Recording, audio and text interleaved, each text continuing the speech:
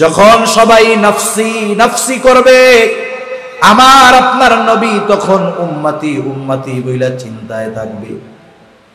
রাসূল আকরাম সাল্লাল্লাহু আলাইহি ওয়াসাল্লাম হাসরের ময়দানে একবার হাউজে কাউসারের কাছে দৌড়ায়া যাবে দেখার জন্য, না জানি তার কোনো উম্মত পানি পান থেকে মাহরুম হয়ে যায় কিনা। আরেকবার দৌড়ায়া পুলসিরাতের কাছে চলে যাবে, না জানি কোন উম্মত পুলসিরাত পার হইতে ব্যর্থ হয়ে যায় কিনা। আরেকবার দৌড়ায়া নবীজি মিজানের কাছে যাবে, না জানি কোন উম্মত আমল ওজন করার সময় ধরা পড়ে যায় কিনা। আবার জাহান্নামের কাছে যাবে, না জানি কোন উম্মত জাহান্নামের মধ্যে তারে ফালায়া দেয় কিনা। নবীজি পেরেশান থাকবেন, চিন্তিত থাকবেন। হাসরের ময়দান থেকে যখন সব নবী সব উম্মত জান্নাতের অভিমুখে রওনা হয়ে যাবে, জান্নাতের দরজায় উপস্থিত হয়ে যাবে। জান্নাতের দরজা খোলা হয় নাই, বন্ধ। জিজ্ঞাসা করা হবে খোলা হয় না কেন? বলে যিনি আসলে খোলা হবে তিনি এখনো তো আসেন নাই। তিনি কে? তিনি হলেন মুহাম্মাদুর রাসূলুল্লাহ সাল্লাল্লাহু আলাইহি ওয়াসাল্লাম। মনে রাখতে হবে, দুনিয়ার নেতৃত্ব যা হয় হোক, প্রত্যেকটা মুমিনের নেতা হবে মুহাম্মাদুর রাসূলুল্লাহ। দুনিয়াতে যদি কোনো বড় বিপদ আসে, নেতা কি সব কর্মী নিয়ে ভাগে নাকি নেতা একা ভাগে? সবাইরে নিয়ে যায় না একা ভাগে? আমার আপনার নবী হলেন এমন নেতা, ওনার প্রত্যেকটা উম্মতকে যতক্ষণ না আল্লাহ তাআলার পক্ষ থেকে জান্নাতের ফয়সালা প্রত্যেকটা উম্মতের ব্যাপারে যতক্ষণ না হবে, ততক্ষণ নিজে জান্নাতে ঢুকবেন না। সুবহানাল্লাহ। জিজ্ঞাসা করা হবে কোথায় তিনি? তিনি তো এখনো হাসরের ময়দানে। একবার জাহান্নামের দিকে যান, আরেকবার পুলসিরাতের দিকে, আরেকবার মিজানের কাছে, আরেকবার আল্লাহর দরবারে এসে সিজদায় পড়ে যায়। কি করতেছেন তিনি? উম্মতের জন্য পেরেশান। আল্লাহ তাআলার পক্ষ থেকে একজন উম্মত যার যাররা পরিমাণ ঈমান আছে, তার ব্যাপারেও যতক্ষণ না জান্নাতের নিশ্চয়তা আল্লাহ তাআলার পক্ষ থেকে আমার আপনার নবী পাবেন, ততক্ষণ পর্যন্ত আমার আপনার নবী জান্নাতে প্রবেশ করবে না। আল্লাহ রাব্বুল আলামিন বলেন, লাকাদ মান্নাল্লাহু আলাল মুমিনিন। মুমিনদের জন্য আল্লাহ তাআলার বিশেষ অনুগ্রহ। ইদ বাআসা ফীহিম রাসূলাম মিন আনফুসিহিম, যে তিনি তাদের মধ্য থেকে একজন রাসূল তাদের জন্য প্রেরণ করেছেন। রাসূল কি করে? ইয়াতলু আলাইহিম আয়াতিহি ওয়া ইউযাক্কিহিম, তিনি আল্লাহ তাআলার আয়াত সমূহ তাদের মাঝে পাঠ করে তিলাওয়াত করে শোনান। ওয়া ইউযাক্কিহিম, তাদেরকে পরিশুদ্ধ করেন। ওয়া ইউআল্লিমুহুমুল কিতাবা ওয়াল হিকমাহ, তাদেরকে হিকমত আর কিতাবের শিক্ষা দেন। এই শিক্ষার মাধ্যমে কি হয়? তার মানে এই চার শিক্ষা যে গ্রহণ করে সে পথভ্রষ্ট থাকে না, সে সঠিক পথের উপরে পরিচালিত হয়। এজন্যই আল্লাহ তাআলা বলে রাসূল আসার পূর্বে, এই চার শিক্ষা দেওয়ার পূর্বে, ওয়া ইন কানু মিন ক্বাবলু লাফি যালালিন মুবিন, এর পূর্বে তোমরা সুস্পষ্ট পথভ্রষ্টতার মধ্যে লিপ্ত ছিলা। এই রাসূলকে তোমাদের কাছে অনুগ্রহ হিসাবে প্রেরণ করে তোমাদেরকে আয়াত পাঠ করে শোনায়া, তোমাদেরকে পরিশুদ্ধ করে, তোমাদেরকে কোরআন শিখায়া, হিকমত শিখায়া তিনি সিরাতে মুস্তাকিমের পথ নির্দেশিকা দিয়ে দিয়েছেন। সুবহানাল্লাহ। রাসূলুল্লাহ সাল্লাল্লাহু আলাইহি ওয়াসাল্লাম মুমিনদের জন্য স্পেশাল অনুগ্রহ। তবে আমার আপনার নবী গোটা সৃষ্টি জগতের জন্যই রহমত, সে কাফের হোক আর বেঈমান হোক। আমার আপনার নবী গোটা সৃষ্টি জগতের জন্য রহমত। আমরা প্রত্যেক দিন, প্রত্যেক ওয়াক্ত নামাজে, প্রত্যেক রাকাত নামাজে ইমামের পেছনে যখন পড়ি, ইমামের কেরাত, মুসল্লির কেরাত, জামাতে পড়লে নিজের কেরাত পড়া লাগবে না, ইমামের কেরাত, মুসল্লির কেরাত। নামাজ জামাতে হোক আর একাকী হোক, ফরজ হোক আর নফল হোক, সুন্নাত হোক আর ওয়াজিব হোক, প্রত্যেক রাকাত নামাজের মধ্যে সূরা ফাতিহার প্রয়োজন আছে না নাই? সূরা ফাতিহার মধ্যে আমরা প্রথমেই বলি আলহামদুলিল্লাহ লিল্লাহি রাব্বিল আলামিন। সকল প্রশংসা আল্লাহর জন্য। সকল প্রশংসা কার জন্য? আল্লাহর জন্য। একটা মানুষের তো একটা নাম থাকে, নামের সাথেও কিছু পরিচয় থাকে না? এরকম মাঝে মাঝে দেখেন না, পরিচয় থাকে। যেমন কথার কথা, আমাদের দেশের প্রধানমন্ত্রীর নাম হলো কি? শেখ হাসিনা। প্রধানমন্ত্রী তিনি, প্রধানমন্ত্রী শেখ হাসিনা।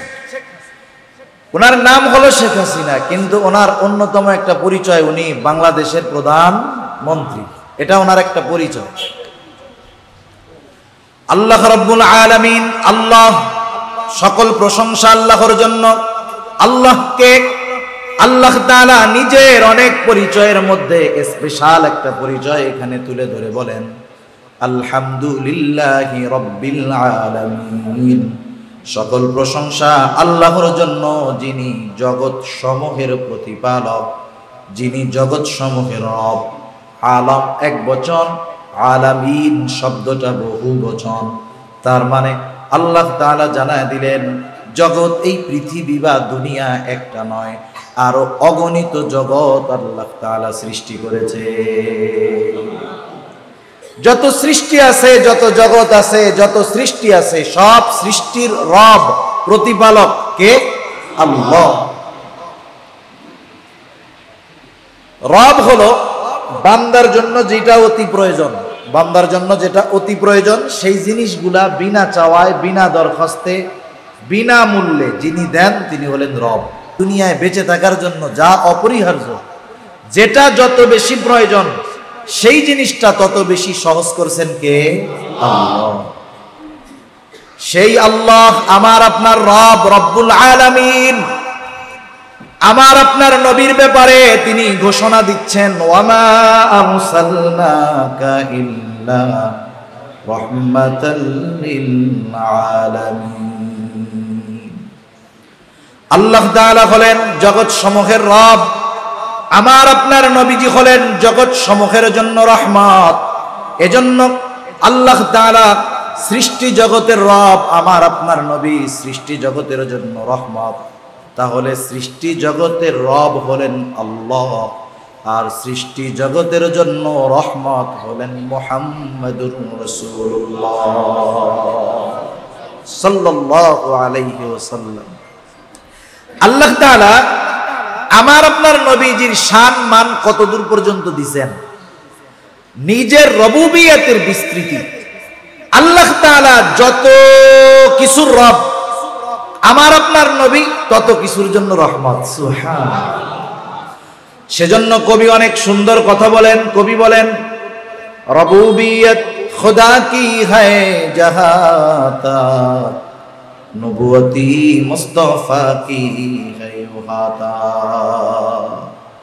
আল্লাহ তাআলার রুবুবিয়তের বিস্তৃতি যত দূর, আমার আপনার নবীজির নবুয়তির বিস্তৃতি তত দূর। সুবহানাল্লাহ।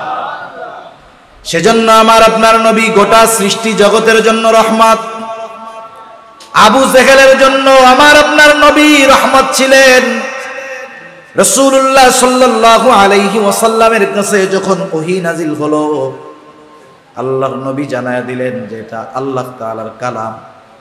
মক্কার কাফেররা মুশরিক ছিল ঠিক, কিন্তু তারা আল্লাহ তাআলাকে বিশ্বাস করত, আল্লাহ তাআলাকে অবিশ্বাস করত। বিষয়টা এমন নয়। তাদের বিশ্বাসের সাক্ষ্য আল্লাহ তাআলা নিজেই দিচ্ছেন। আল্লাহ তাআলা কোরআনুল কারীমের এক জায়গায় বলেন, ওয়ালা ইন সাআলতাহুম মান খালাকাস সামাওয়াতি ওয়াল আরদা লায়াকুলুন্নাল্লাহ। আল্লাহ তাআলা বলেন, আপনি যদি মক্কার মুশরিকদেরকে জিজ্ঞাসা করেন, মান খালাকাস সামাওয়াতি ওয়াল আরদ, আসমান এবং জমিনের স্রষ্টা কে, আপনি যদি মক্কার মুশরিকদেরকে এই প্রশ্ন করেন, তারা তাদের দেবদেবীদের কথা বলবে না। তারা বলবে না লাত, মানাত, উজ্জা আসমান জমিনের স্রষ্টা, এ কথা তারা বলবে না। তারা জবাবে কি বলবে?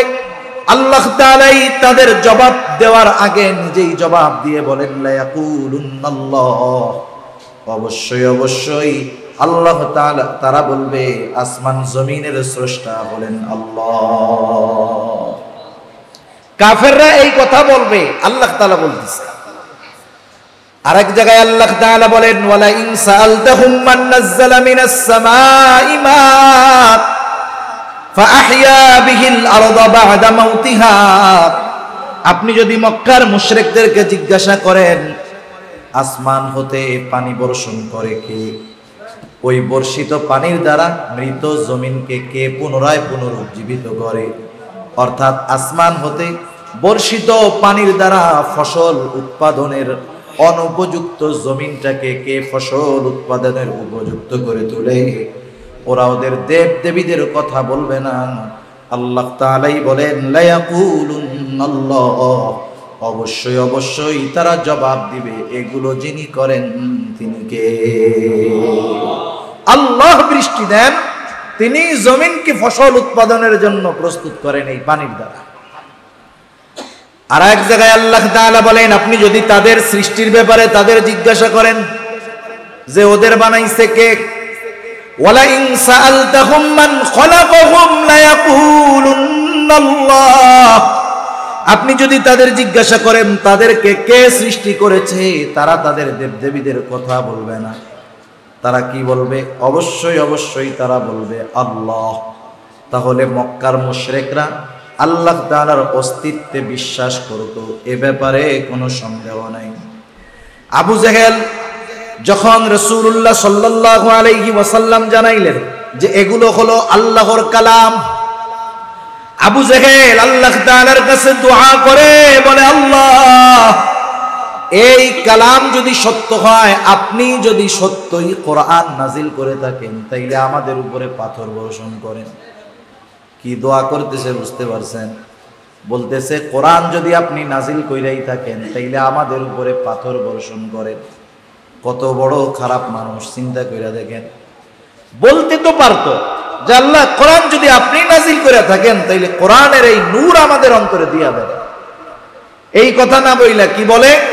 বলে আপনি যদি কোরআন নাজিল করে থাকেন তাইলে আমাদের উপরে পাথর বর্ষণ করেন। পাথর বর্ষণ করা রহমত না আযাব গজব? আবু জেহেল দোয়া করতেছে, আবু জেহেলের দোয়াও কিন্তু আল্লাহ তাআলা কবুল করছে। বদরের দিন যুদ্ধ শুরু হওয়ার আগে আবু জেহেল আল্লাহ তাআলার কাছে দোয়া করে বলে আল্লাহ আজকের এই যুদ্ধে যারা হকের উপর তাদেরকে আপনি বিজয় দান করবেন। নবীজি সাল্লাল্লাহু আলাইহি ওয়াসাল্লাম বলেন আল্লাহ তাআলা আবু জেহেলের দোয়া কবুল করেছে, যারা হকের উপরে তাদেরকে আল্লাহ তাআলা বিজয় দান করছে। এই আবু জেহেল দোয়া করতেছে যে কোরআন যদি সত্যি আপনার কালাম হয়ে থাকে তাহলে আপনি আমাদের উপরে পাথর বর্ষণ করেন। এই ফরিয়াদ আল্লাহ তাআলার কাছে জানাইল, নবীজির সামনে আয়েশা বলতেছে, আর আল্লাহ তাআলা ওহী নাজিল করে জানায় দিলেন তাদের এই চাওয়ার বিপরীতে আল্লাহ তাআলা আমার আপনার নবীকে জানাইলেন ওয়ামা কানাল্লাহু লিয়ুআযিবাহুম ওয়া আনতা ফীহিম ওয়ামা কানাল্লাহু মুআযিবাহুম ওয়া হুম ইস্তাগফিরুন। আল্লাহ তাআলা বলতেছেন হাবিব তারা তো আমার কাছে আযাব চায়, আযাব, কিন্তু আপনি তো আমার রহমত, রহমত যখন দুনিয়ায় আছে আমি আযাব দিব কেমনে শুনে নেন। ওরা যতই পাপাচারে লিপ্ত হোক না কেন, ওয়ামা কানাল্লাহু লিয়ুআযিবাহুম ওয়া আনতা ফীহিম, আপনি যতক্ষণ তাদের মধ্যে আছেন আমি তাদেরকে আযাব দিব না। এই আবু জেহেলরাও আমার আপনার নবীর কারণে নগদে সাইজ হওয়া থেকে বাইচা গেছে। অতীতের অনেক নবীর উম্মত পাপ করার সাথে সাথে শাস্তি হাজির, কিন্তু দুনিয়াতে তো রহমত আছে, এজন্য আবু জেহেল উতবা সাহেবেরাও বাইচা গেছে। সেজন্য আমার আপনার নবী গোটা সৃষ্টি জগতের জন্য রহমত। নবী উম্মতের জন্য খাসসাতান বিশেষ করে বড় রহম দিল, উম্মতের জন্য চিন্তা ফিকির বেশি থাকতেন, উম্মতের চিন্তায় পেরেশান থাকতেন। যখনই আল্লাহ তাআলার কাছে কিছু বলার সুযোগ পাইতেন নিজের কথা না বইলা বেশি বেশি করে উম্মতের কথা তিনি বলতেন। হযরত আব্দুল্লাহ ইবনে আমর ইবনুল আস রাদিয়াল্লাহু তাআলা আনহু থেকে বর্ণিত হাদিস, এক মজলিসের মধ্যে বসে আছে সবাই। তিনি বলেন, হঠাৎ করে নবীজি সাল্লাল্লাহু আলাইহি ওয়াসাল্লাম কোরআন থেকে তিলাওয়াত করলেন। তিনি বলেন, আন্নান নবী সাল্লাল্লাহু আলাইহি ওয়াসাল্লাম তালা মা নাযালা ফি ইব্রাহিম আলাইহিস সালাম। রাসূলুল্লাহ সাল্লাল্লাহু আলাইহি ওয়াসাল্লাম কোরআনুল কারীম থেকে তিলাওয়াত করলেন যা আল্লাহ তাআলা ইব্রাহিম আলাইহিস সালাতু ওয়াস সালামের ব্যাপারে নাজিল করেছেন। কি নাজিল করেছেন আল্লাহ তাআলা ইব্রাহিম আলাইহিস সালামের ব্যাপারে?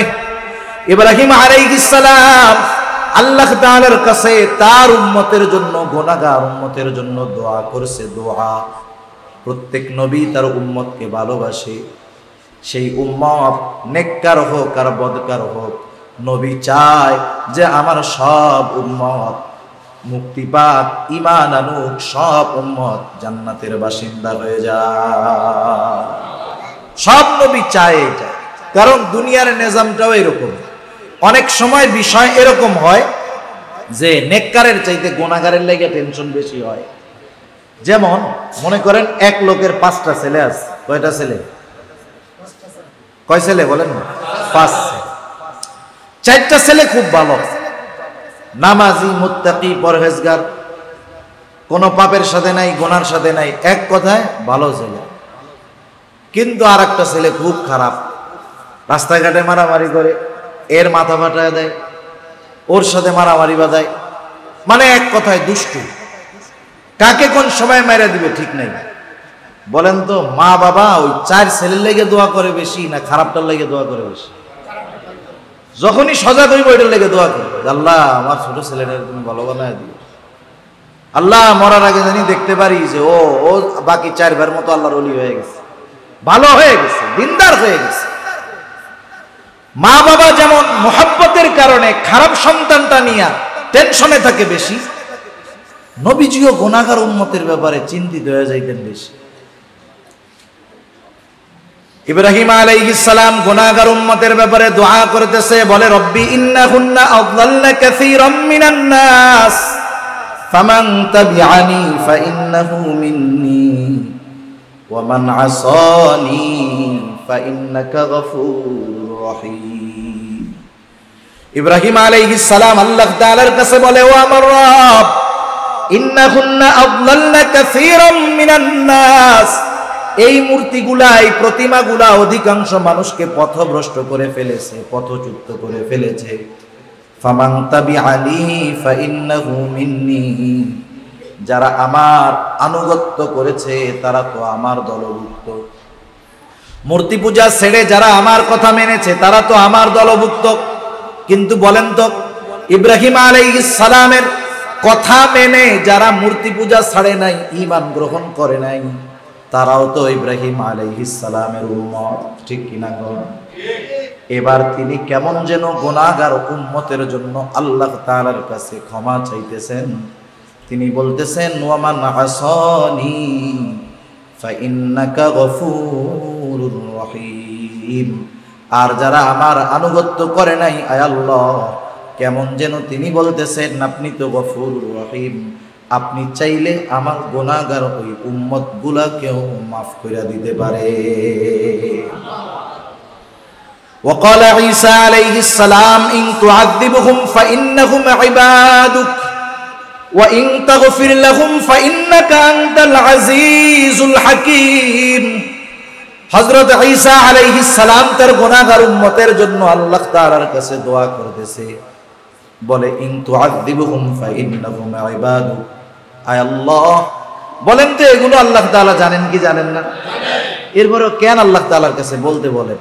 কারণ এই বলার মধ্যে একটা আকর্ষণ তৈরি হয়। আল্লাহ তাআলা সব জানেন, সব শোনেন। এরপরেও জিবরাইল আলাইহিস সালামকে বলতেছেন, জিবরাইল যাও, আমার নবীর কাছে যাও, আমার হাবিবের কাছে যাও, সে কেন কান্না করে তার কাছে গিয়া কান্নার কারণটা জিজ্ঞাসা করো। জিবরাইল আলাইহিস সালাম হাজির, আয়েশা বলে, ইয়া রাসূলুল্লাহ, আপনি কেন কান্না করেন? আল্লাহ তাআলা জানতে চান, যদিও তিনি সব জানেন, সব শোনেন। এবার আমার আপনার নবী জিবরাইল আলাইহিস সালাতু ওয়াস সালামের কাছে উম্মতের ব্যাপারে সব কথা বললেন। জিবরাইল আলাইহিস সালাম গিয়া বলতেছে, আল্লাহ কান্নার কারণ হলো তার উম্মতের জন্য কান্না করে। আল্লাহ তাআলা বললেন, জিবরাইল যাও আমার হাবিবকে জানায় দাও, আমার নবীকে জানায় দাও, আমি অচিরেই তাকে তার উম্মতের ব্যাপারে সন্তুষ্ট করব, আমি তার উম্মতের ব্যাপারে তাকে অসন্তুষ্ট করব না। নবীজি সাল্লাল্লাহু আলাইহি ওয়াসাল্লাম আল্লাহ তাআলার কাছ থেকে উম্মতের জন্য ক্ষমা চাইয়া আনছেন দুনিয়ায় থাকতে। শুধু তাই না, রাসূলুল্লাহ সাল্লাল্লাহু আলাইহি ওয়াসাল্লাম যখন উম্মত কথা শুনতো না, ঈমান আনে না, নবীজি চিন্তিত হইতেন, পেরেশান হয়ে যাইতেন। রাসূলুল্লাহ সাল্লাল্লাহু আলাইহি ওয়াসাল্লাম যখন প্রাথমিক দিক মানুষের মধ্যে দাওয়াত দেন, ঈমান আনার দাওয়াত, তাওহীদের দাওয়াত, নিজের রিসালাতের দাওয়াত, মক্কার কাফেররা কথাগুলো গ্রহণ করে না। অথচ এই মানুষগুলো যারা নবীজির কথা শুনে ঈমান আনতেছে না, এরাই তো আমার আপনার নবীজিকে সত্যবাদী, আল আমিন, আস-সাদিক বলে উপাধি দিয়েছিল। শুধু তাই না, নবীজির কথা তারা বিশ্বাস করত, তাদের ইয়াকিন ছিল, বিশ্বাস ছিল যে মুহাম্মদ সাল্লাল্লাহু আলাইহি ওয়াসাল্লাম গোটা জিন্দেগিতে একটা মিথ্যা কথা বলেন নাই, কখনো বলতেও পারেন না, এমন সত্যবাদী নবী ছিলেন। কিন্তু যখন তিনি তাদেরকে এক আল্লাহর প্রতি ঈমান আনতে বললেন, তার রিসালাতের কথা বললেন, যেই মানুষগুলো তাকে সত্যবাদী বলে উপাধি দিয়েছিল, তারাই নবীজির কথা গ্রহণ করলো না।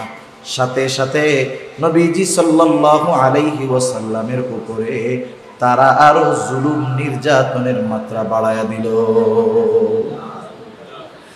মুফাসসিরিনে কেরাম বলেন, নবীজি সাল্লাল্লাহু আলাইহি ওয়াসাল্লাম দুইটা কারণে প্রাথমিক দিক খুব অসুস্থ হয়ে গেছেন। প্রথম কারণ হলো বড় এক জিম্মাদারি, বড় এক দায়িত্ব আল্লাহ তাআলা আমার আপনার নবীকে দিয়েছেন। প্রথম চিন্তা করতেছেন এই দায়িত্ব কি যথাযথভাবে পালন হচ্ছে কিনা। দুই নাম্বার, যখন উম্মত ঈমান আনে না, কথা শোনে না, তখন নবীজি চিন্তিত হয়ে গেছেন যে আমার কাছের মানুষ, আমার আত্মীয় স্বজন, আমার জানাশোনা মানুষ, এরা যতই আমার কাছের মানুষ হোক না কেন, ঈমান যদি না আনে, এদের নাজাতের কোনো উপায় নাই। রাসূলুল্লাহ সাল্লাল্লাহু আলাইহি ওয়াসাল্লামের খানা দানা কমে গেছে। মানুষ যখন চিন্তিত হয়, পেরেশান হয়ে যায়, এমনিতেই খানা দানা কমে যায়, শরীরটা অসুস্থ হয়ে যায়। আল্লাহ তাআলা আমার আপনার নবীকে ওহী নাজিল করে জানায় দেন, ফালাআল্লাকা বাখিউন নাফসাকা আলা আসারিহিম ইল্লাম ইউমিনু বিহাদাল হাদিসি আসাফা। তারা আপনার কথা শুনতেছে না, এই কারণে অনুতাপ করতে করতে, আফসোস করতে করতে আপনি নিজেকে ধ্বংসের দিকে ঠেলে দিচ্ছেন। এ কথার দ্বারা এটাই বোঝা যায় যে উম্মত যখন দ্বীনের উপরে না আসে, নবীজি সাল্লাল্লাহু আলাইহি ওয়াসাল্লাম কতটা চিন্তিত হতেন, কতটা ব্যথিত হতেন। হায়রে, ওই রওজায় শুয়ে শুয়া এখনো নবীজি এই চিন্তায় বিভোর যে আমার উম্মত কেন দ্বীনের পথে আসে না। রাসূলুল্লাহ সাল্লাল্লাহু আলাইহি ওয়াসাল্লাম সেজন্য চিন্তিত হয়ে যাইতেন। মক্কার কাফেররা যখন নবীজির কথা গ্রহণ করে নাই, বরং নবীজির উপরে জুলুম আরো বাড়ায় দিয়েছে, রাসূল আকরাম সাল্লাল্লাহু আলাইহি ওয়াসাল্লাম চলে গেলেন তায়েফে ওনার কৈশোরের কিছু সময়, শৈশবের কিছু সময় কেটেছে, চলে গেলেন তায়েফে। তায়েফের মানুষের মধ্যে যখন দ্বীনের দাওয়াত দেওয়া শুরু করলেন, তায়েফের মানুষ রাসূলুল্লাহ সাল্লাল্লাহু আলাইহি ওয়াসাল্লামকে বুঝলো না, কথা মানলো না, তারা পাথর দিয়ে আঘাত করা শুরু করলো। নবীজি সাল্লাল্লাহু আলাইহি ওয়াসাল্লামের পবিত্র দেহ মোবারক রক্তে রঞ্জিত হয়ে গেল। শুধু তাই না, পাথরের আঘাতে গায়ে দাগ হয়ে গেছে, ছোট ছোট দাগ হয়ে গেছে। আয়েশা সিদ্দিকা রাদিয়াল্লাহু তাআলা আনহা একদিন বলেন, ইয়া রাসূলুল্লাহ, আপনার গায়ে এই দাগগুলো কিসের? আপনার কি কখনো বসন্ত হয়েছিল নাকি? নবীজি বলেন, না আয়েশা, আমার কখনো বসন্ত হয় নাই। তাইলে ছোট ছোট দাগগুলো কিসের? নবীজি বললেন, আয়েশা, আমি যখন দ্বীনের দাওয়াত নিয়া তায়েববাসীর কাছে গিয়েছিলাম, তারা আমার কথা বুঝে নাই, আমার কথা তারা মেনে নেয় নাই। তারা যেই পাথরগুলো আমাকে নিক্ষেপ করেছিল, এই পাথরের আঘাতের দাগ এগুলো। রাসূলুল্লাহ সাল্লাল্লাহু আলাইহি ওয়াসাল্লামের গা মুবারক দিয়ে রক্ত বের হতো। নবীজি পড়ে যাইতেন, আবার উঠে দাঁড়াইতেন। হযরত যায়েদ রাদিয়াল্লাহু তাআলা আনহু ঠেকানোর চেষ্টা করতেন, কিন্তু একদল মানুষের সাথে পেরে উঠতেন না। নবীজির গা দিয়ে এত পরিমাণ রক্ত বের হয়েছে, রক্তগুলো জুতার মধ্যে গিয়ে রক্ত শুকায়া পায়ের সাথে জুতা আটকে গেছে, খুলতে পারেন নাই। সারাদিন দ্বীনি দাওয়াত দেওয়ার পর নবীজি ক্লান্ত দেহ নিয়ে শহরের এক পাশে এক আঙ্গুর বাগানের কাছে গিয়ে বিশ্রাম নিচ্ছে। একটু চিন্তা করেন নবীজি কেমন ছিলেন উম্মতের প্রতি। যেই উম্মত নবীর উপরে জুলুম করছে, যেই উম্মত নবীজিকে রক্তাক্ত করেছে, তাদের সাথে নবীজির আচরণ কেমন ছিল। রাসূলুল্লাহ সাল্লাল্লাহু আলাইহি ওয়াসাল্লাম বিশ্রাম নিচ্ছেন, ইতিমধ্যে জিবরাইল আলাইহিস সালাতু ওয়াস সালাম হাজির। এসে বলে, ইয়া রাসূলুল্লাহ, এই কওম আপনার সাথে কেমন আচরণ করেছে আপনার মালিক সব শুনেছেন। আজকে আমার সাথে নতুন একজন ফেরেশতাকে পাঠানো হয়েছে, যে ইতিপূর্বে কখনো আপনার কাছে আসে নাই, আপনার সাথে সাক্ষাৎ করে নাই। নবীজি সাল্লাল্লাহু আলাইহি ওয়াসাল্লাম বলেন, এবার একজন ফেরেশতা এসে আমাকে সালাম দিল, আসসালাতু ওয়াসসালামু আলাইকা ইয়া রাসূলুল্লাহ, হে আল্লাহর রাসূল, এরা আপনার সাথে কেমন আচরণ করেছে আপনার মালিক সব কিছু শুনেছেন। আল্লাহ তাআলা আমাকে আপনার কাছে পাঠিয়েছেন। আপনি যদি নির্দেশ দেন, আপনি যদি আদেশ দেন, আপনি যদি নির্দেশ দেন, তাহলে দুই পাহাড়কে এমন ভাবে মিশিয়ে দেওয়া হবে, এর মাধ্যমে তায়েববাসীকে পুরো পিষিয়ে দেওয়া হবে, নিশ্চিহ্ন করে দেওয়া হবে। যারা আপনার সাথে এমন আচরণ করেছে তাদের কোনো অস্তিত্ব থাকবে না। একটু চিন্তা করে দেখেন তো, আমরা তো নবীর উম্মতের দাবিদার, নবীর আশিকের দাবিদার, কিন্তু আমাকে আপনাকে যদি কেউ কখনো কথার মাধ্যমে কষ্ট দিয়ে থাকে, আঘাত দিয়ে থাকে, বরং আমি যদি সুযোগ পাই ২০-৪০ বছর পরেও হলেও ওই কথার ওই আঘাতের প্রতিশোধ নেওয়ার জন্য প্রস্তুত থাকি। আমরা খুব প্রতিশোধ পরায়ণ, সুযোগ পাইলেই আমরা সাইজ করে দিতে চাই। অথচ নবীজি সাল্লাল্লাহু আলাইহি ওয়াসাল্লাম কি করলেন?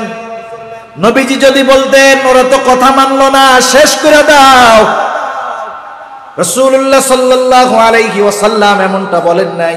তাফসীরের মধ্যে আসছে উনি একটু আরাম করতেছিলেন। স্বাভাবিক মানুষ যখন একটু আরাম করে, কাঁধ দিয়ে হেলান দিয়ে একটু আরামে থাকে। এবার নবীজি সোজা হয়ে বসলেন। ফেরেশতার এই কথার পরে নবীজি বলতেছেন, তুমি তো আমাকে বলতেছো আপনি আদেশ করলে দুই পাহাড় মিশিয়ে এদেরকে পিষে দেওয়া হবে। নবীজি কি বললেন? নবীজি বললেন, বাল আরজু আন ইয়াখরুজাল্লাহু মিন আসলাবিহিম মান ইয়াবুদুল্লাহা ওয়াহদাহু ওয়া লা ইউশরিকু বিহি শাইআ। বরং আমি তো আল্লাহ তাআলার কাছে এই আশা পোষণ করি যে আল্লাহ তাআলা তাদের মধ্য থেকে এমন এক জাতি বের করবে, এমন এক প্রজন্ম বের করবে যারা এক আল্লাহর ইবাদত করবে, তার সাথে কোনো কিছুর শরীক করবে না।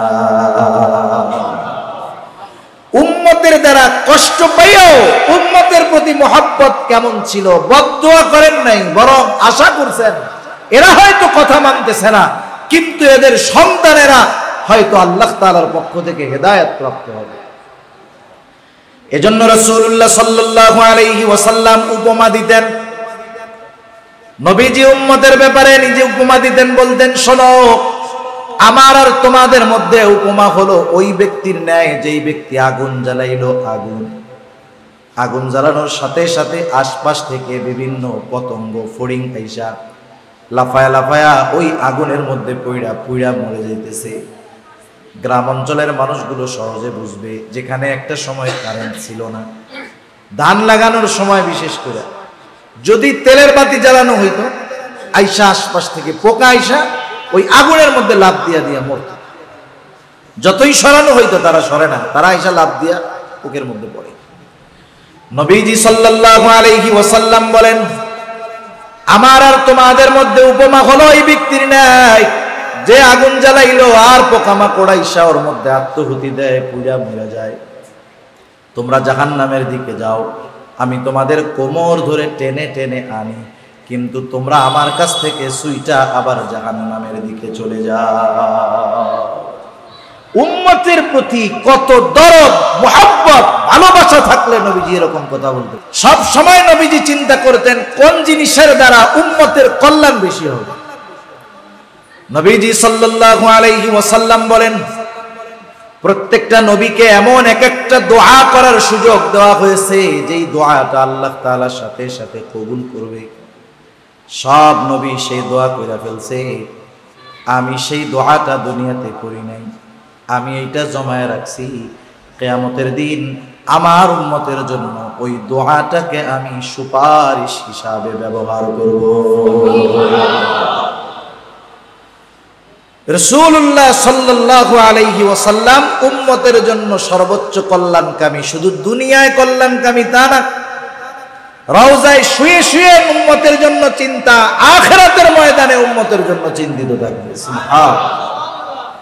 যখন সবাই নফসি নফসি করবে, আমার আপনার নবী তখন উম্মতি উম্মতি বইলা চিন্তায় থাকবে। রাসূল আকরাম সাল্লাল্লাহু আলাইহি ওয়াসাল্লাম হাসরের ময়দানে একবার হাউজে কাউসারের কাছে দৌড়ায়া যাবে দেখার জন্য, না জানি তার কোন উম্মত পানি পান থেকে মাহরুম হয়ে যায় কিনা। আরেকবার দৌড়ায়া পুলসিরাতের কাছে চলে যাবে, না জানি কোন উম্মত পুলসিরাত পার হইতে ব্যর্থ হয়ে যায় কিনা। আরেকবার দৌড়ায়া নবীজি মিজানের কাছে যাবে, না জানি কোন উম্মত আমল ওজন করার সময় ধরা পড়ে যায় কিনা। আবার জাহান্নামের কাছে যাবে, না জানি কোন উম্মত জাহান্নামের মধ্যে তারে ফালায়া দেয় কিনা। নবীজি পেরেশান থাকবেন, চিন্তিত থাকবেন। হাসরের ময়দান থেকে যখন সব নবী সব উম্মত জান্নাতের অভিমুখে রওনা হয়ে যাবে, জান্নাতের দরজায় উপস্থিত হয়ে যাবে। জান্নাতের দরজা খোলা হয় নাই, বন্ধ। জিজ্ঞাসা করা হবে খোলা হয় না কেন? বলে যিনি আসলে খোলা হবে তিনি এখনো তো আসেন নাই। তিনি কে? তিনি হলেন মুহাম্মাদুর রাসূলুল্লাহ সাল্লাল্লাহু আলাইহি ওয়াসাল্লাম। মনে রাখতে হবে, দুনিয়ার নেতৃত্ব যা হয় হোক, প্রত্যেকটা মুমিনের নেতা হবে মুহাম্মাদুর রাসূলুল্লাহ। দুনিয়াতে যদি কোনো বড় বিপদ আসে, নেতা কি সব কর্মী নিয়ে ভাগে নাকি নেতা একা ভাগে?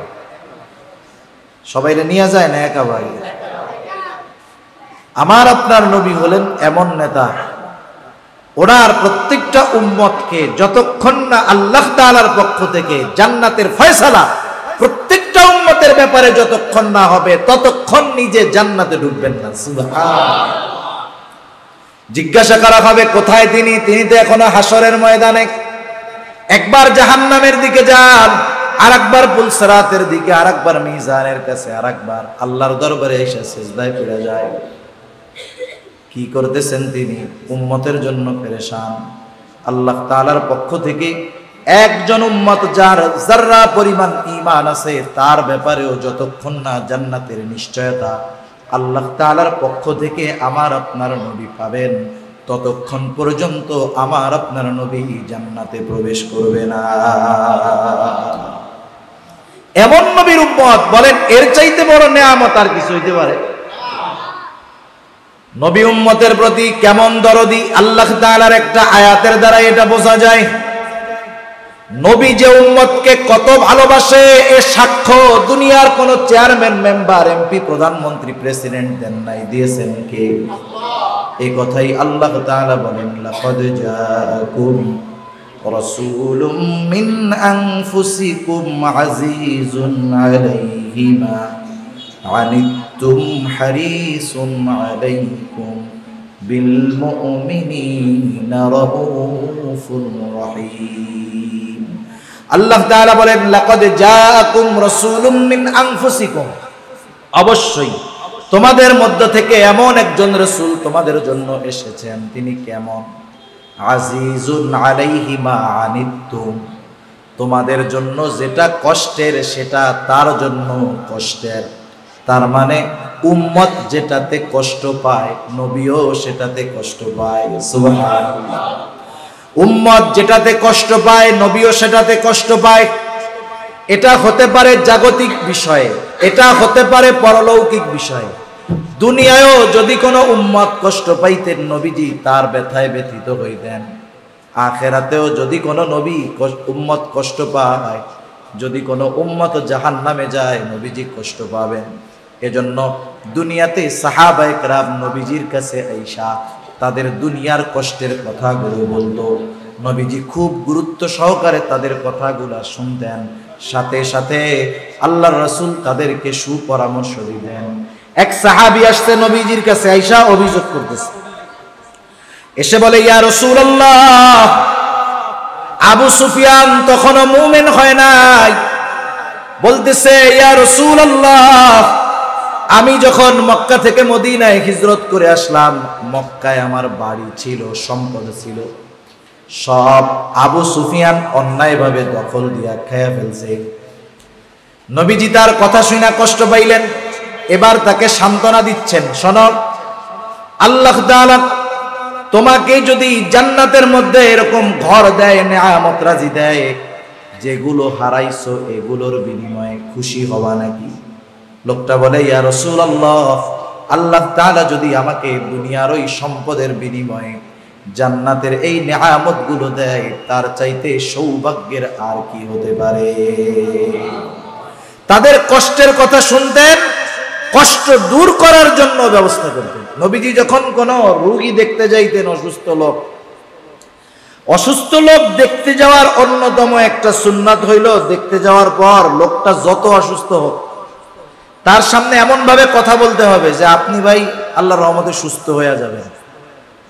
লোক যদি অল্প অসুস্থ হয়, কেউ যদি যায় কয়, হায় রে, আপনার যে রোগ হইছে ওই পাড়ার আব্দুর রহিম তো এই রোগেই মরছে, রোগী দেখতে যাইয়া মনে করেন ডেঙ্গু হইছে একজনের বা করোনা হইছে, কথার কথা, আপনি যদি তারে গিয়া বলেন যে হায় রে ভাই, করোনা হইয়া তো ওই পাড়ার ওই লোকে কয়দিন আগে মরে গেছে, বলেন তো তার ভয় লাগবে না ভালো লাগবে? কেন চিন্তা করবে, করোনায় যদি আমিও মরি। কিন্তু আপনি যদি যায় বলেন, আরে ভাই করোনা হয়েছে, এগুলো তো অ্যাভেলেবেল সবার হয়, ইনশাআল্লাহ আল্লাহ তাআলা আপনারে সুস্থ করে দিবেন, বলেন তো তার মানসিক স্বস্তি বাড়বে না কমবে? নবীজি সাল্লাল্লাহু আলাইহি ওয়াসাল্লাম অসুস্থ রোগীদের দেখতে যাইতেন, তাদের কষ্ট অনুভব করতেন, কিন্তু তাদের সামনে এমন সান্ত্বনা দিতেন যে তারা খুশি হয়ে যাইত। এজন্য রাসূলুল্লাহ সাল্লাল্লাহু আলাইহি ওয়াসাল্লাম ছিলেন উম্মতের জন্য দরদি। উম্মত যেটাতে কষ্ট পায় নবীজি সেটাতে কষ্ট পাইলেন। শুধু তাই না, আল্লাহ তাআলা এরপরে বলেন হারিস, নবীজি হলেন উম্মতের জন্য সর্বোচ্চ কল্যাণকামী। সুবহানাল্লাহ। খাসসাতাল লিল মুমিন, মুমিনদের জন্য বিশেষ করে, বিল মুমিনিনা রাউফুর রহিম, মুমিনদের জন্য অতি সদয় ও অতি রহমদিল। আল্লাহ তাআলা আমার আপনার নবীজির শানে নিজের সিফাতের শব্দগুলো ব্যবহার করেছেন। যেমন এক জায়গায় আল্লাহ তাআলা আমার আপনার নবীজির চারিত্রিক বৈশিষ্ট্য বর্ণনা করতে গিয়া বলেন, ওয়া ইন্নাকা লাআলা খুলুকিন আযীম, আপনাকে আমি মহান চরিত্রে অধিষ্ঠিত করেছি। আজিম শব্দটা এটা আল্লাহ তাআলার এক সিফাত। আল্লাহ তাআলা আমার আপনার নবীর আখলাকের সাথে এই আজিম শব্দ ব্যবহার করেছে। সুবহানাল্লাহ। আমরা পড়ি না বিসমিল্লাহির রহমানির রহিম, রহিম কে? রউফ কে? সেই আল্লাহ। আমার আপনার নবী উম্মতের ব্যাপারে কেমন রউফ, আল্লাহ বলতেছেন নবীজি মুমিনদের জন্য রউফ, অতি সদয়, তার দিল মুমিনদের জন্য অতি সদয়। রহিম, মুমিনদের জন্য নবী হলেন পরম দয়ালু। সুবহানাল্লাহ। এমন এক নবীর উম্মত আমরা, বলেন এর চাইতে সৌভাগ্যের আর কিছু আসেনি? এখন বলেন, যেই নবী আমাদেরকে এত ভালোবাসেন, কোরআন হাদিসের সুস্পষ্ট দলিলের মাধ্যমে আমরা জানলাম নবীজি আমাদেরকে ভালোবাসেন। আল্লাহ তাআলাও বললেন নবীজি তার উম্মতদের ভালোবাসে। বলেন তো সেই নবীকে আমাদের সর্বোচ্চ ভালোবাসার দরকার আছে না নাই? সম্পর্কজনিত কিছু ভালোবাসা আছে, এগুলো কিছু কিছু সময় বাদ দেওয়া ফরজ হয়ে যায়। মনে করেন ভাইয়ের সাথে ভাইয়ের ভালোবাসা, এটা সম্পর্কজনিত ভালোবাসা। এখন এক ভাই মোরতাদ হয়ে গেছে, ইসলাম ত্যাগ করছে, বলেন তো তাকে ভালোবাসার সুযোগ আছে? তখন একে ভালোবাসা যাবে না, তখন ওর প্রতি ঘৃণা রাখতে হবে। তাহলে সম্পর্কজনিত ভালোবাসা কিছু কিছু সময় না ভালোবাসাও জরুরি হয়, কিন্তু ঈমান সম্পৃক্ত ভালোবাসা, এই ভালোবাসা ত্যাগ করার কোনো উপায় নাই। এই ভালোবাসা ছাড়া নাজাতের কোনো বিকল্প নেই। আল্লাহ এবং রাসূলের ভালোবাসা হলো ঈমানের সাথে সম্পৃক্ত ভালোবাসা। দুনিয়ার প্রয়োজনে বাবার ভালোবাসা ত্যাগ করা যাবে, দুনিয়ার প্রয়োজনে সন্তানের ভালোবাসা ত্যাগ করা যাবে, স্ত্রীর ভালোবাসা বাদ দেওয়া যাবে, কিন্তু আল্লাহ এবং তার রাসূলের ভালোবাসা ত্যাগ করার সুযোগ নাই। প্রয়োজনে বাপ ছাড়তে হবে, সন্তান ছাড়তে হবে, স্ত্রী ছাড়তে হবে, মা বাবা ছাড়তে হবে, গোটা দুনিয়া ছেড়ে দেওয়ার জন্য তৈরি থাকতে হবে, কিন্তু নবীজি সাল্লাল্লাহু আলাইহি ওয়াসাল্লামের ভালোবাসা ছাড়া যাবে না। এজন্যই নবীজি সাল্লাল্লাহু আলাইহি ওয়াসাল্লাম বলেন, লা ইউমিনু আহাদুকুম হাত্তা আকুনা আহাব্বা ইলাইহি মিন ওয়ালিদিহি ওয়া ওয়ালাদিহি ওয়ান নাসি আজমাইন।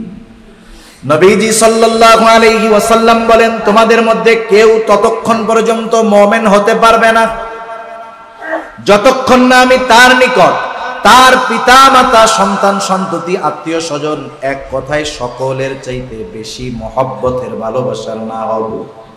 তার মানে আমি আপনি যদি আমার আপনার ঈমানকে ঠিক রাখতে চাই, আমার সন্তানের চাইতে বেশি ভালো নবীজিকে বাসতে হবে, মা বাবার চাইতে বেশি ভালো নবীজিকে বাসতে হবে, স্ত্রীর চাইতে নবীজিকে বেশি ভালোবাসতে হবে। শুধু তাই না, নিজের জীবনের চাইতে বেশি ভালো নবীজিকে বাসতে হবে। একটা মানুষ বাস্তবে আল্লাহ এবং তার রাসূলের কথা পথ অনুযায়ী তখনই চলতে পারবে যখন সবচাইতে বেশি আল্লাহ এবং রাসূলকে ভালোবাসবে। এর আগ পর্যন্ত আল্লাহ এবং তার রাসূলের হুকুম মান্য করা তার জন্য সহজ হবে না। সহজ হবে তখন যখন আমরা আমাদের জিবা আনহু বলেন, ইয়া রাসূলুল্লাহ, থেকে আমি ওমর আমার জীবনের চাইতেও আপনাকে বেশি ভালোবাসি। নবীজি বললেন, হ্যাঁ ওমর, এইবার হয়েছে। তার মানে ঈমান যদি পূর্ণ করতে হয়, নবীজি জানায়া দেন সকলের চাইতে বেশি ভালো আমি নবীকে বাসতে হবে। সাহাবায়ে কেরাম নবীজিকে ভালোবাসার উপমা দেখায় গেছেন, নবীজির জন্য জীবন দিতে তৈয়ার হয়ে গেছেন, কখনো পিছপান নাই। সাহাবায়ে কেরাম অপেক্ষায় থাকতেন নবীজি শুধু আদেশ করে কিনা, যা বলবে মান্য করার জন্য যদি দুনিয়া ছাড়তে হয় আমরা দুনিয়া ছাড়তে তৈয়ার। সাহাবায়ে কেরাম এই অপেক্ষায় থাকতো নবীজি যদি কাউকে কোনো আদেশ করতেন সে নিজেকে ধন্য মনে করত। শুধু তাই না, বদরের যুদ্ধের প্রারম্ভে যখন যুদ্ধ শুরু হয় নাই, বদরের ইতিহাস হলো মূলত যুদ্ধের কোনো সম্ভাবনাই ছিল না, কিন্তু পরে মক্কার কাফেররা শক্তি সামর্থ্য নিয়ে হাজির হয়েছে। শক্তি সামর্থ্য দেখা চিন্তা করছে এই চান্সে যদি মুসলমানদের সাথে যুদ্ধ করা যায় ওদেরকে চিরতরে নিশ্চিহ্ন করে দেওয়া যাবে। এই আশায় নিজেরা আগ্রহী হয়ে যুদ্ধ করার জন্য হাজির। এখন তো আর যুদ্ধ না করে উপায় নাই। নবীজি সাল্লাল্লাহু আলাইহি ওয়াসাল্লাম যুদ্ধের জন্য প্রস্তুত ছিলেন না। প্রথমে যখন দেখলেন যুদ্ধ না করে উপায় নাই, কি করা যায়, নবীজি প্রথম মুহাজিরদের পরামর্শ চাইলেন, এরপরে আনসারদের পরামর্শ চাইলেন। মুহাজিরদেরকে জিজ্ঞাসা করলেন, তোমরা কি বলো? মুহাজিররা তো ত্যাগ স্বীকার করে মক্কা থেকে মদিনায় আসছে, যুদ্ধ করার জন্য আসছে, তোমরা কি বলো? মুহাজিরদের মধ্য থেকে জবাব, ইয়া রাসূলুল্লাহ, আপনার জন্য দুনিয়ার সব ছেড়েছি, যদি আমাদের জীবনটা দিতে হয় তাতেও আমরা তৈয়ার। আনসারদের জিজ্ঞাসা করতেছে, তোমরা কি বলো? বলে আমরা আপনার সামনে পেছনে ডানে বামে চতুর্দিকে থাইকা যুদ্ধ করব, শরীরে এক বিন্দু রক্ত থাকতে আমরা পিছপা হব না। নবীজি সাল্লাল্লাহু আলাইহি ওয়াসাল্লাম এই বাহিনী নিয়ে যুদ্ধের ময়দানে হাজির হয়ে গেলেন। তাদের কাছে অস্ত্র ছিল না ঠিক, কিন্তু তাদের ঈমানের শক্তি ছিল, নবীজির মহব্বত ছিল, যার কারণে 1000 সশস্ত্র কাফেরদের বিরুদ্ধে 313 জন গড়ে অস্ত্রবিহীন সৈনিকেরা ইতিহাসের অন্যতম ঐতিহাসিক বিজয় ছিনিয়ে তারা এনেছে। এমন ছিল রাসূলুল্লাহ সাল্লাল্লাহু আলাইহি ওয়াসাল্লামের প্রতি তাদের মহব্বতের সাথে আদবের দিকে তারা খেয়াল রাখত। হযরত আবু বকর সিদ্দিক রাদিয়াল্লাহু তাআলা আন যখন হিজরতের সফর সাওর পর্বতের মধ্যে যখন অবস্থান করতেছেন, রাসূলুল্লাহ সাল্লাল্লাহু আলাইহি ওয়াসাল্লাম ক্লান্ত। নবীজি আবু বকর সিদ্দিক রাদিয়াল্লাহু তাআলা আনহু রানের উপরে মাথা দিয়ে ঘুমাইতেছেন, বিশ্রাম নিচ্ছেন। আবু বকর সিদ্দিক রাদিয়াল্লাহু তাআলা আনহু দেখলেন গর্তের ভিতরে অনেক গর্ত দেখা যায়, হয়তো কোনো গর্তের ভিতরে বিষাক্ত কোনো প্রাণী থাকতে পারে। এবার নিজের চাদরটা ছিঁড়ে গর্তগুলো বন্ধ করে দিলেন। একটা দুইটা গর্ত কাপড় শেষ, বন্ধ হয় নাই, নিজের পা ওইখানে দিয়া গর্তটাকে আটকায় রাখছে। এইবার একটা বিষাক্ত প্রাণী এসে ওনার পায়ে দংশন করছে, বিষের যন্ত্রণা নীল হয়ে গেছে, ব্যথার যন্ত্রণায় চোখ দিয়ে পানি চলে আসছে। এরপরেও কিন্তু নড়াচড়া করেন না, কারণ আরাম করতেছে রহমাতুল লিল আলামিন। একেবারে নীরবে কান্না চলতেছে। হঠাৎ নিজের অজান্তে চোখের পানির ফোঁটা নবীজি সাল্লাল্লাহু আলাইহি ওয়াসাল্লামের গায়ের উপরে পড়ছে।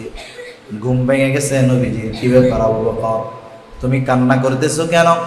তোমার কি তোমার পরিবারের কথা মনে পড়ে নাকি? মা বাবা আত্মীয় স্বজনের কথা মনে পড়ে নাকি? কেন কান্না করো?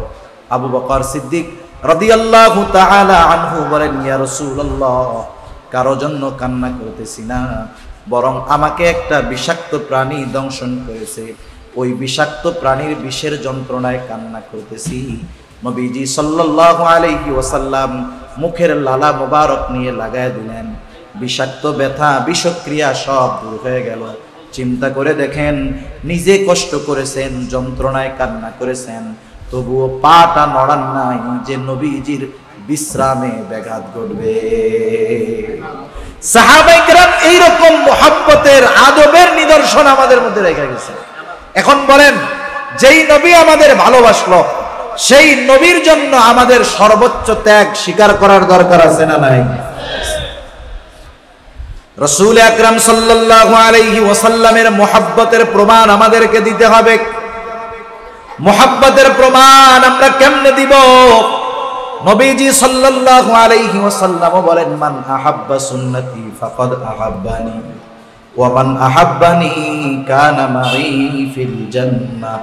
নবীজি বলেন, যে আমার সুন্নতকে মহব্বত করলো, মান আহাব্বা সুন্নতি, যে আমার সুন্নতকে মহব্বত করলো, ফাকাদ আহাব্বানি, সে আমি নবীকে মহব্বত করলো, আর আমি নবীকে যে মহব্বত করলো সে আমার সাথে জান্নাতের মধ্যে অবস্থান করবে।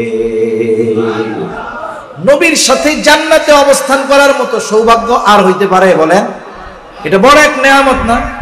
আমরা কারা কারা চাই নবীর সাথে জান্নাতে অবস্থান করতে? হাত উঁচা করি, নারায়ে তাকবীর। আর জোরে দেন, নারায়ে তাকবীর। মাশাআল্লাহ। রাত নামাই হুজুর আসতেছে উপরে আসছে, আগে নিয়ে আসেন। নবীর সাথে অবস্থান, এটা বড় সৌভাগ্যের ব্যাপার। এক হাদিসের মধ্যে আসছে, নবীজি সাল্লাল্লাহু আলাইহি ওয়াসাল্লাম একদিন একজনের সাথে কথা বলতেছেন। বলেন তো, একজন একজনের সাথে যখন কথা বলে, এই কথার মধ্যে আইসা আর একজনের প্রশ্ন করা, এটা কি ভালো কাজ? এটা ভালো কাজ না। যার নবীজি একজনের সাথে কথা বলতেছেন, গ্রামের একজন মানুষ নবীজির কাছে আইসা ওই কথার মধ্যে নবীজিকে প্রশ্ন করতেছে। শুধু গ্রামের কিছু মানুষ আছে, আমরা মনে করি যে এটা তাদের মূর্খতা, আসলে মূর্খতা না, এটা তাদের সরলতা। সরল সহজ মানুষ আইসা সহজ জিজ্ঞেস করে বসছে আর কি। কি জিজ্ঞাসা করতেছে? নবীজিকে বলতেছে, ইয়া রাসূলুল্লাহ মাতাস সাআ, কিয়ামত কখন হবে? তার বলার ভাব এরকম যে সে কিয়ামতের জন্য গাঠি গুঠি নিয়ে রেডি, কিয়ামত আসলেই সে দৌড় দিবে ওইদিকে আর কি। যেমন আমরা যখন ঢাকা যাবো, ঢাকা যাওয়ার সময় টিকিট কাটছেন 10টার টিকিট, এখন 10:30 বাজে, গাড়ি আসে না। আপনি তো ঢাকা যাওয়ার জন্য পুরাপুরি তৈরি, তাই না? এখন কাউন্টার মাস্টারে গিয়ে কি বলেন, এই ভাই গাড়ি আসে না কেন? তার মানে কি, আসলেই তো আমি গাড়িতে উঠে ঢাকা যাবো, ঢাকা যাওয়ার জন্য আমি তৈরি। তা ওনার প্রশ্নের ভাব যে উনি কিয়ামতের জন্য সব গুছায় রাখছে, কিয়ামতের জন্য অপেক্ষা করতেছে। নবীজি জিজ্ঞাসা করতেছে, তুমি কিয়ামতের জন্য কি পাথেয় সংগ্রহ করছো? তার প্রশ্নের ভাব, নবীজি বলতেছে কি পাথেয় সংগ্রহ করছো? সেই সহজ সরল গ্রাম্য সাহাবী বলতেছে, ইয়া রাসূলুল্লাহ, আমি আল্লাহ এবং তার রাসূলকে ভালোবাসি। এই লোকটার এই কথার মধ্যে এতটা সরলতা ছিল, কোনো লৌকিকতা ছিল না, লোক দেখানোর কিছু ছিল না। বুঝতে পারছেন, এ কথা তার মুখের না, এটা অন্তর থেকে আইসা মুখ দিয়া বাহির হইছে। নবীজিও সুজা জবাব দিয়া বললেন, যাও, যে যাকে মহব্বত করে সে তার সাথে অবস্থান করবে। বর্ণনাকারী হযরত আনাস রাদিয়াল্লাহু তাআলা আনহু বলেন, এই ব্যক্তির ব্যাপারে নবীজির এই কথা শ্রবণ করবার পর, ইসলাম গ্রহণ করার পরে আমরা এতটা খুশি হই নাই নবীজির এই কথায় যতটা খুশি আমরা হয়েছি। তিনি বলেন, আমি আল্লাহর রাসূল সাল্লাল্লাহু আলাইহি ওয়াসাল্লামকে ভালোবাসি, আবু বকর ওমর রাদিয়াল্লাহু তাআলা আনহুমাকে ভালোবাসি। যদিও তাদের মতো আমল করতে পারি নাই, তবে আমি এই ব্যাপারে আশাবাদী, জান্নাতে আমি তাদের সাথে থাকতে পারবো। সেজন্য নবীজির সাথে থাকতে পারা, থাকার যোগ্যতা অর্জন করতে পারা, এটা বড় এক নেয়ামত। সেই নেয়ামত হাসিল করার অন্যতম মাধ্যম হলো নবীজি সাল্লাল্লাহু আলাইহি ওয়াসাল্লামের সুন্নাতকে মুহাব্বতের সাথে অনুসরণ করা। নবীজি এই কথা আরেক হাদিসের মধ্যে বলেন, যারা নবীজির আনুগত্যতা করে তারাই জান্নাতে যাবে। নবীজি বলেন, কুল্লু উম্মতি ইয়াদখুলুনাল জান্নাতা ইল্লা মান আবা। নবীজি বলেন, আমার সব উম্মত জান্নাতে যাবে, আবা উম্মত ছাড়া। জিজ্ঞাসা করা হলো, ইয়া রাসূলুল্লাহ, আবা উম্মত কারা? নবীজি বললেন, মান আতাআনি দাখালাল জান্নাহ, যে আমার আনুগত্য করে সে জান্নাতে প্রবেশ করবে।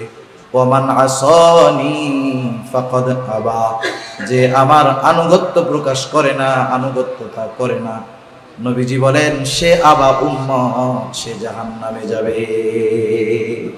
এজন্য নবীজি সাল্লাল্লাহু আলাইহি ওয়াসাল্লামের সাথে যদি জান্নাতে আমরা থাকতে চাই, তাহলে মুহাব্বত করে সুন্নাতের পাবন্দি অনুসরণ আমাদের করতে হবে। তাইলে নবীজির ভালোবাসার প্রমাণ হবে, এটাই নবীজির ভালোবাসার সর্বোচ্চ প্রমাণ, ঠিক কিনা বলেন? আর নবীজি সাল্লাল্লাহু আলাইহি ওয়াসাল্লামকে মুহাব্বত করা, এটা কিন্তু ঈমান সম্পৃক্ত বিষয়। কিছু কর্ম আছে যেটা কর্মের সাথে, আমল আছে যেটা আমলের সাথে করলো, এতে তার গুনাহ হইলো, আল্লাহ চাইলে মাফ করে দিল। কিন্তু কিছু আমল আছে যেটা ঈমানের সাথে সম্পৃক্ত বিষয়। এর মধ্যে অন্যতম একটি হলো নবীজি সাল্লাল্লাহু আলাইহি ওয়াসাল্লামকে মুহাব্বত করা, তার সুন্নাত অনুসরণ করা, তার সুন্নাত মুআফিক নিজের জীবনকে সাজানো। একটু চিন্তা করেন, সর্বশেষ একটা কথা বলে আলোচনা শেষ করে দেই। আপনাদের অঞ্চলে মানুষ মারা যায় না? মারা যায়। মারা যাওয়ার পরে তাকে যখন গোসল দেওয়া হয়, কাফন পরানো হয়, এরপরে তার জানাজা করে তাকে যখন কবরে রাখা হয়, কবরে রাখার সময় আপনাদের এলাকায় কি দোয়া কয়? কবরে রাখার সময় দোয়া কয় না একটা? কি দোয়া বলে? বিসমিল্লাহি ওয়া আলা মিল্লাতি রাসূলিল্লাহ। এই দোয়াটা তো আমরা সারা জীবন বললাম কবরে রাখার সময়, কিন্তু এই দোয়ার সারমর্ম কি? এই দোয়া আমাদেরকে কি মেসেজ দেয়? কি বইলা লোকটারে কবরে রাখে? কষ্ট পাবেন নাকি? বোঝানোর জন্য বলতেছি। মনে করেন একটা লোকরে এই দোয়া বইলা কবরে রাখা হইল, দোয়াটার সারমর্ম হইল যে বিসমিল্লাহ, আল্লাহর নামে। এখন এমন এক লোকরে কবরস্থ করতেছি যে তার বিগত জীবন সুন্নাতের উপরে অতিবাহিত করছে, সুন্নাতের উপরে অতিবাহিত করা অবস্থায় সে মরছে, যখন তারা কবরে রাখতেছি এই অবস্থায় সে সুন্নাতের উপরে আছে। রাসূলের মিল্লাত আই সুন্নতি রাসূলিল্লাহ, রাসূলের সুন্নাতের উপরে বিগত জীবন ছিল, রাসূলের সুন্নাতের উপরে মরছে, রাসূলের সুন্নাতের উপরে তাকে কবরস্থ করলাম। আমি হাত জোড় করে মাপ চাই আপনাদের কাছে, মনে করেন লোকটাকে কবরে রাখলো এই দোয়া কইরা, সেই লোকটা দেখা গেল সকালবেলায় নবীজির সুন্নাত এই দাড়িরে শেভ করে টইরা মরছে। এখন কি বলবেন বলেন তো? এই লোকের ব্যাপারে যেই কথা বলে তাকে কবরে রাখা হলো, আখিরাতের এক অনন্তকালের সফরে তাকে দিয়ে দেওয়া হলো, যেই কথা বলে রাখা হলো, বলেন তো সেই কথা তার ব্যাপারে সত্য না মিথ্যা? জোরে বলেন না কি? মিথ্যা। মিথ্যা দিয়ে আমাকে আপনাকে আল্লাহ না করুন, যেন এই লম্বা সফরের পথে আমাকে আপনাকে না রাইখা আসে। সেজন্য রাসূল সাল্লাল্লাহু আলাইহি ওয়াসাল্লামের সুন্নাতের আলোকে আমরা গোটা জিন্দেগিটাকে সাজাবো, গোটা জিন্দেগিটাকে সাজাবো রাসূলের সুন্নাতের আলোকে। এর দ্বারা রাসূলের মুহাব্বতের বহিঃপ্রকাশ হবে। আর রাহমাতুল লিল আলামিন, নবীজি তো আমাদের জন্য রহমত। নবীজি সাল্লাল্লাহু আলাইহি ওয়াসাল্লামের শাফাআত ছাড়া যেখানে কিয়ামতে বিচার কার্য আল্লাহ তাআলা শুরু করবে না, সেখানে রাসূলের সিগনেচার ছাড়া তথা রাসূল সাল্লাল্লাহু আলাইহি ওয়াসাল্লামের শাফাআত ছাড়া জান্নাতে প্রবেশ করা এটা অসম্ভব। ঠিক কিনা বলেন? এজন্য এমন এক রাসূলের উম্মত হতে পেরে আমরা আনন্দিত, এমন এক রাসূলের উম্মত হতে পেরে আমরা সর্বোচ্চ নিয়ামত আল্লাহ তাআলার পক্ষ থেকে প্রাপ্ত হয়েছি। এজন্য আমার আপনার কোনো কর্মে, কোনো কথায় রাসূল সাল্লাল্লাহু আলাইহি ওয়াসাল্লাম যেন কষ্ট না পায়, তার যেন কষ্ট না হয়। এর মধ্যে একটা হলো আল্লাহর ব্যাপারে মাঝে মধ্যে ইসলাম বিদ্বেষীরা খোঁচা মারে, মাঝে মধ্যে কোরআনের ব্যাপারে খোঁচা মারে। আর মুমিনের অন্যতম এক দুর্বল মুহাব্বতের জায়গা মুহাম্মাদুর রাসূলুল্লাহ সাল্লাল্লাহু আলাইহি ওয়াসাল্লামের ব্যাপারে ওরা মাঝে মধ্যে আমাদেরকে খোঁচা মাইরা দেখে যে নবীজির উম্মত এখনো দুনিয়ার মধ্যে আছে নাকি নাই। কিন্তু বাস্তবতা হলো এটা মানতে হবে, অনস্বীকার্য, যে আমাদের দেশের মানুষ হয়তো শয়তানের ধোঁকায় পড়ে নবীজির অনুসরণ অনেক করতে পারে না, নামাজ কালাম হয়তো শয়তানের ধোঁকায় পড়ে না। কিন্তু এটা বাস্তব, ওই একজন বেনামাজি সুন্নাতবিহীন লোকটাও যখন নবীজির ব্যাপারে কেউ কোনো কথা বলে, নবীজির মুহাব্বতে ঘরে বসে থাকে না, প্রতিবাদ করতে নেমে যায়। ঠিক কিনা বলে? এরকম অনেক যুবক আমরা দেখছি, দাড়ি কিচ্ছু নাই, নবীজির ব্যাপারে কটূক্তি করছে। ওই মিছিলে আগে কয় গুলি লাইগা জাত মইরা শেষ হয়ে যাবে, নবীজির জন্য মরার সৌভাগ্য হয়েছে। এই যে মুহাব্বতটা আমাদের মধ্যে আছে, এটা বড় এক ভাগ্যের ব্যাপার। এর সাথে সাথে যদি আরেকটু নিজেদেরকে নবীজির সুন্নাতের আলোকে সাজাইতে পারি, তাহলে তো ভালোর উপরে ভালো। ঠিক কিনা বলেন? সাথে সাথে নবীজির মুহাব্বতের কিছু আমল তো আছে। নবীকে মুহাব্বতের অন্যতম নিদর্শন হলো নবীজি সাল্লাল্লাহু আলাইহি ওয়াসাল্লামের শানে বেশি বেশি দুরূদ পাঠ করা। সবচেয়ে ছোট দুরূদ সাল্লাল্লাহু আলাইহি ওয়াসাল্লাম, এটা তো সবচেয়ে ছোট, তাই না? এই দুরূদটাই আপনি পাঠ করেন। রাস্তায় চলতেছেন, এই দুরূদটা পাঠ করেন। গাড়িতে চলতেছেন, এই দুরূদটা পাঠ করেন। মা বোনদেরকে ঘরে বইলা দেন, তরকারি কাটতেছে, দুরূদটা পড়বে সাল্লাল্লাহু আলাইহি ওয়াসাল্লাম। বাচ্চা আছে কোলে, দুধ পান করাইতেছে, পড়বে সাল্লাল্লাহু আলাইহি ওয়াসাল্লাম। আশা করা যায় যেই মা দুরূদ শরীফ পড়া পড়া সন্তানকে দুধ পান করাবে, ও খাঁটি আশিকে রাসূল হবে। ঠিক কিনা বলেন? এজন্য নবীজি সাল্লাল্লাহু আলাইহি ওয়াসাল্লামের সুন্নাতের উপরে আমল আমরা বাড়ায়া দিব, আর এর মাধ্যমে নবীজির সর্বোচ্চ ভালোবাসার প্রমাণ আমরা দিব। আল্লাহ সুবহানাহু ওয়া তাআলা আমাদের সকলকে যথাযথভাবে নবীজির উম্মত হওয়ার তৌফিক আল্লাহ দান করুক। নবীজির সুন্নাতের অনুসরণ করে সুন্নাত ওয়ালা হয়ে দুনিয়া থেকে বিদায় নেওয়ার তৌফিক আল্লাহ দান করুক। সকলে বলি আমিন।